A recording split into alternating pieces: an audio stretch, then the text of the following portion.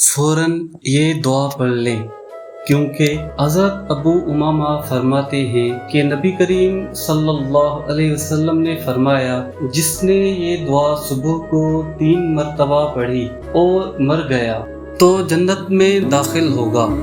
اسی طرح یہ دعا شام کو پڑھ لے اور اسی رات مر جائے تو جنت میں داخل ہوگا۔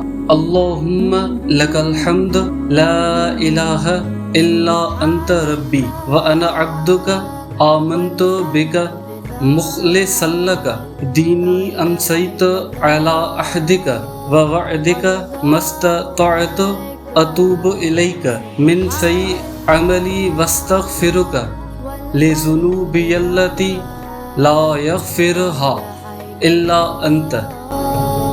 اللہ